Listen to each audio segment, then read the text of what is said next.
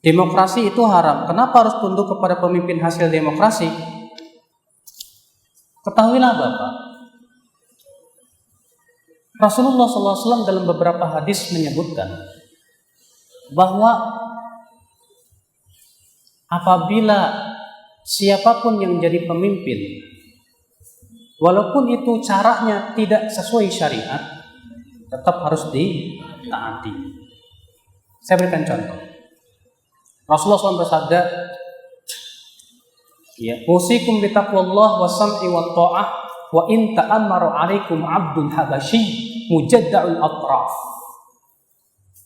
Aku wasiatkan kalian untuk mendengar dan taat walaupun pemimpin kalian itu hamba sahaya Ethiopia yang hidung dan telinganya buntung. Perhatikan Pak. Walaupun dipimpin oleh hamba sahaya Ethiopia yang hidung dan telinganya, dalam pemilihan yang sifatnya pemilihan syar'i, hamba sahaya nggak mungkin jadi pemimpin. Semua ulama sepakat syarat pemimpin bukan hamba sahaya, harus merdeka. Para ulama menyebutkan syarat pemimpin harus sehat jasad, tidak boleh cacat. Ini cacat. Sudah hamba sahaya, cacat lagi. Maka kalau ada hamba sahaya jadi pemimpin, biasanya caranya tidak syar'i. Tidak sesuai dengan apa? Syariat. Tapi Nabi mengatakan apa?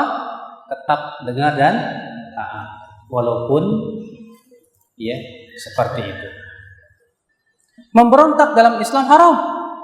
Dalil-dalil tentang memberontak mutawatir haramnya. Tapi kalau ada yang memberontak kemudian berhasil jadi pemimpin, caranya salah tidak? Salah. Tapi hasilnya diakui. Caranya haram, tapi hasilnya diakui. Demokrasi, ya kita memang itu bukan dari Islam, tapi karena ada orang terpilih jadi pemimpin, ya sudah, selama dia muslim. Catatannya sebagai selama dia apa? Muslim dan sholat. Karena disebutkan dalam hadis Nabi SAW, ya apa kata Rasulullah? Nanti akan ada suatu pemimpin yang kalian melaknat mereka dan mereka melaknat kalian. Kemudian apa kata para sahabat? Ya Rasulullah, afala nunabiduhum? Bolehkah kita lawan mereka dengan pedang? Kata Rasulullah, la ma'aqamu fikumus shalah. Tidak, selama mereka mendirikan sholat. Selama mereka mendirikan sholat, mereka masih muslim, tidak boleh, kata Rasulullah SAW. Satu, Rasulullah hanya mengecualikan, selama masih sholat. Ya. Kalau misalnya qadarullah yang terpilih pemimpinnya non-muslim, apakah kita harus memberontak? Kata para ulama, memberontak itu apabila malah menimbulkan mudarat yang lebih besar, haram. Boleh memberontak dengan syarat. Pertama, kekuatan kaum muslimin jauh lebih kuat daripada pemimpin kafir itu. Yang kedua, tidak terkucur darah kaum muslimin. Apabila tidak terpenuhi dua syarat ini, kata para ulama, tidak boleh memberontak. Lebih baik sabar saja. Itu Pak. Memang kata sabar itu yang paling pahit. Makanya Nabi bersabda, fa inna satakunu atharah. Nanti akan muncul pemimpin-pemimpin yang atharah. Apa itu atharah? Yang lebih mementingkan dirinya daripada rakyatnya. Apa kata Rasulullah? Fasbiru, sabar kalian. Sampai kapan, hai Rasulullah, kita sabar? Kan sabar ada batasnya. Apa kata Rasulullah? Fasbiru hatta talqauni al-haud. Sabarlah sampai berjumpa denganku di telaga haud. Insyaallah. Bapak baca bagaimana kisah Bani Israel di bawah kungkungan tirani Fir'aun. Bani Israel lemah, tidak punya kemampuan apa-apa. Maka apa kata Nabi Musa kepada Bani Israel? Ya, sabarlah. Isbiru, sabarlah hai kaumku. Innal arda lillah. Bumi ini milik Allah. Yurithuha man yasha'u min ibadih. Allah akan wariskan kepada siapa yang Allah kehendaki dari hamba-hambanya. Maka Bani Israel pun sabar. Dalam keadaan anak-anak mereka dibunuhi dan yang lainnya. Tapi karena mereka lemah, tak punya kemampuan, sabar. Lupanya apa Pak? Allah mengatakan wa tammat kalimatu rabbikal husna ala bani Israila bima sabaru wa dammarna ma kana yasna'u fir'aun wa qaumuhu wa ma kanu ya'rishun. Dan telah sempurna kalimat Rabbmu kepada Bani Israel disebabkan kesabaran mereka terhadap Fir'aun.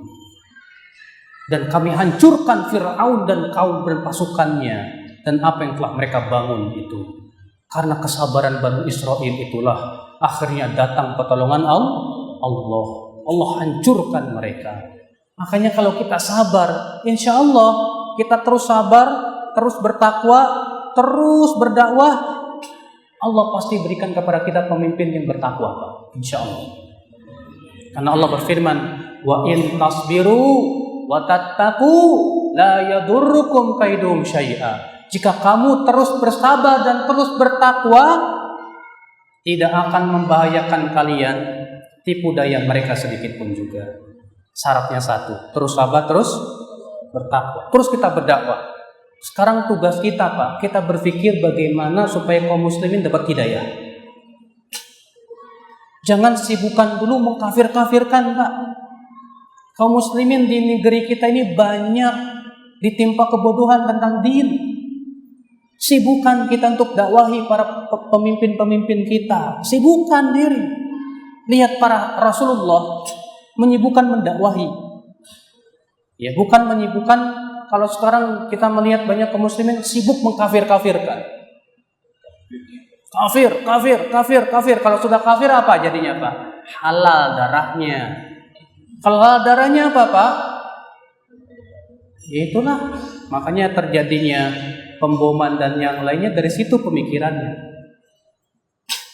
Makanya hati-hati, Pak. Sekarang kita berusaha untuk dakwahi dulu dia manusia. Karena kan Al-Quran itu hudan, hidayah. Rasulullah pun rahmatan lil alamin. Tugas kita sekarang seperti Rasulullah mendakwahi manusia.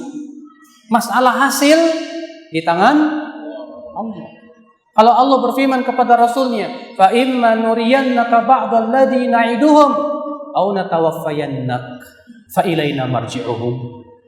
Bisa jadi hai Muhammad, kami akan realisasikan janji kami di saat engkau masih hidup, atau kami wafatkan dulu engkau, baru kami realisasikan janji kami.